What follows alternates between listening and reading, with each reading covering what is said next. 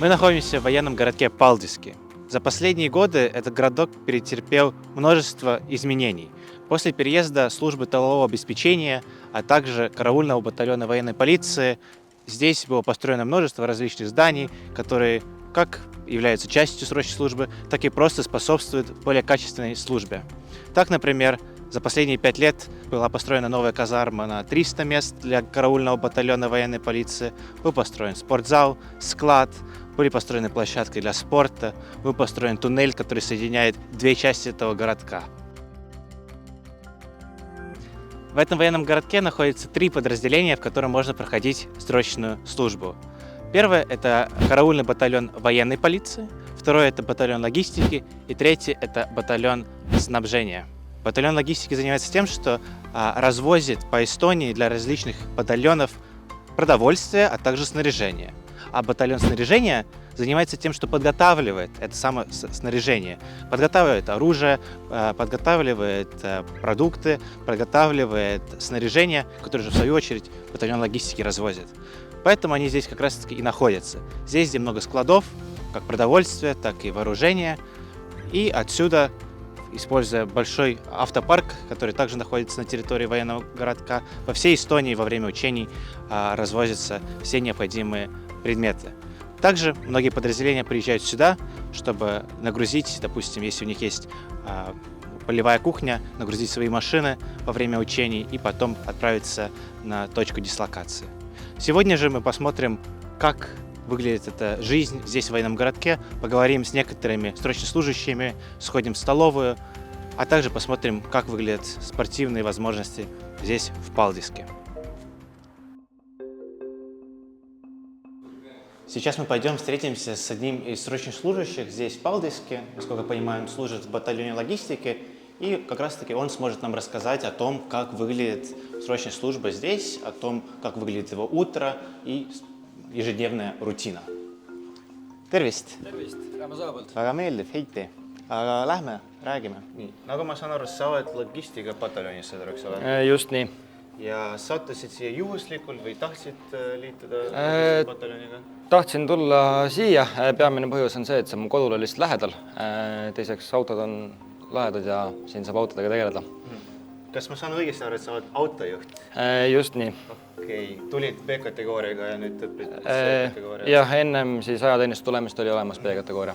И вот тут важно упомянуть, что все срочные служащие, которые приходят на срочную службу уже с Б-категории, становятся водителями и успешно заканчивают срочную службу, по ее окончанию получают на руки 1000 евро. Вот такие вот дела. Aga kuidas näeb su igapäevane elu välja? Mis kell alustate, mis toimub päeva jooksul? Hommikul ärkame siis kell 6, läheme õue, teeme hommiku võimlemise, hommiku jooksu, tuleme tuppa, on aega teha siis hügieen, koristada tuba, siis läheme sööme hommikust, tuleme tagasi, läheme siis õppetundidesse, päev otsa siis õpime, õhtul on siis õhtusöök ja on vaba aeg ja siis peale 9 peame siis tegema kasarmu uuesti korda.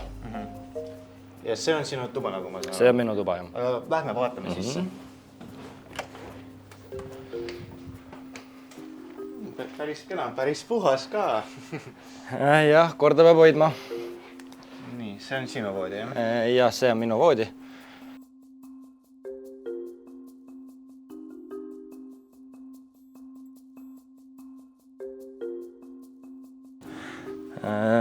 Ühesõnaga, siin peavad olema kõik asjad omal kohal. Jah. Et see üleval, mis on veidi võib-olla segamini, on isiklikud asjad osa, et ülejäänud peab olema juhendi järgi. Räägi palun natukene sellest, kuidas teil on lood hügieeniga.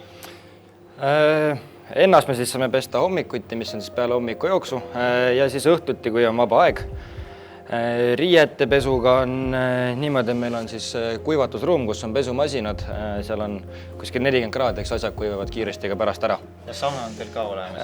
Saun on ka olemas, jah, seda saab paar korda nädalas umbes. Okay. Сейчас мы подойдем к легендарной машине, которая опустошается за считанные минуты после того, как солдаты возвращаются из леса. Это вот такая вот машина раздачи всяких продуктов. Здесь уже можно видеть, что некоторые склады пустые.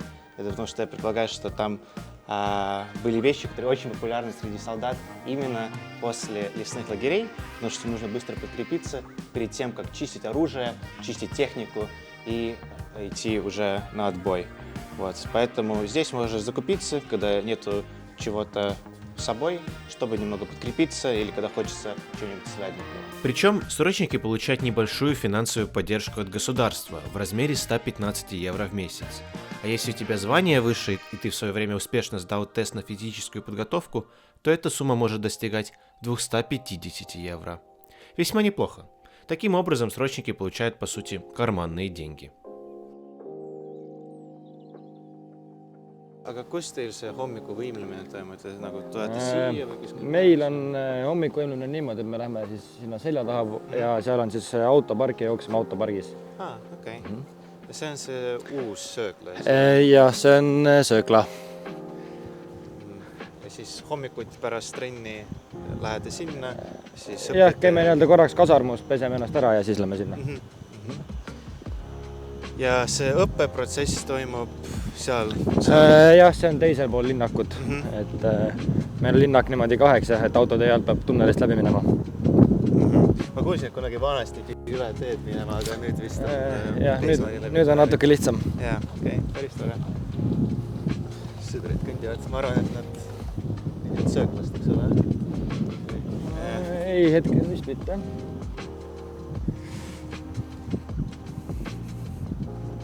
Nii, aga mis need spordivõimalused siin on? Ma saan aru, et te jooksete hommikuti, aga kas meil on mingi spordihoonid olemas? Jaa, meil on niimoodi, et välivõimalustest meil on väljas korvpalliplats ja võrkpalliplats. Siis sees on meil sisehall, kus siis saab mängida igasuguseid sisemänge ja siis on jõusaal. Okay. Siin on siis spordisaal, et lähme sisse, ma näitan. Davai. Ega sisse ei saa, aga ma siit ukse vahelt võin näidata. Et siin on siis erinevad saalimängude võimalused, et korvpall, võrkpall, saalijalgpall ja nii edasi. Ma olen kuulnud, et ka kaitseväes on erinevad võistlused, et korvpallivõistlused, jalgpallivõistlused. Jaa, on jah, siis nii-öelda, kus osalevad siis kõik pataljonid, et ka logistikapataljon osaleb nendel. Nii, ja siin on teil ka veel spordivõimalused? Jaa, siis välisportimiseks on siis 2 välijõusaali, 2 väljakut, ühe peal siis saab mängida korvpalli, teise peal võrkpalli, siis seal mustas konteineris on igasugused pallid, topispallid, kõik selline, millega nii-öelda saaks väljas hea trenni teha. Ja nagu ma saan aru, teil on ka selline klassikaline jõusaal ka? Jaa, see on ka olemas. Okay.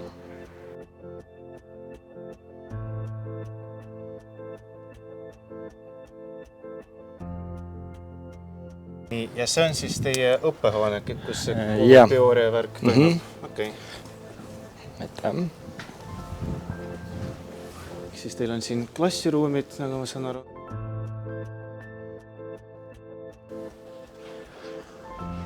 Et tavaliselt on niimoodi, et hommikuti tulete ja mingi tegevväelane, kes... Jaa, tuleb siis nii-öelda põhimõtteliselt nagu koolis on õpetaja, et tuleb, siis on mingid teemad, õpetab teemad selgeks ja siis ühesõnaga saame teha näiteks mingi töö selle peale. Okay. Siis siin õppehoones on veel selline võimalus, et 4. korrusel saab mängida piljardit, lauajalgpall, et selline väike vaba ja veetmisala. Sinna me läheme? Just nii. Okay.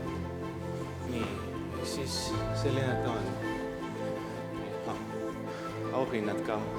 Tõesti üksteist osalevad võistlustel ka. Ja ma eeldan, kui praegu kell on 11, siis kõik on tundides, jah. Дальше меня провели в библиотеку военного городка Палдиски, где в то же время один из солдат, судя по всему, готовился к какому-то из зачетов. Сама библиотека небольшая, но вполне уютная. Я посмотрел, что там был весьма неплохой выбор книг. На этом наша экскурсия подошла к концу. Мы, разумеется, не могли все снимать в этом военном городке, но надеемся, что общее впечатление можем передать через это видео. Палдиски — это небольшой, хороший военный городок, где находятся важные подразделения сил обороны Эстонии. За последнее время военный городок сильно преобразился, сделав прохождение срочной службы еще более приятным. А железнодорожное сообщение между Таллином и Палдиски способствует удобному передвижению между военным городком и остальной Эстонией.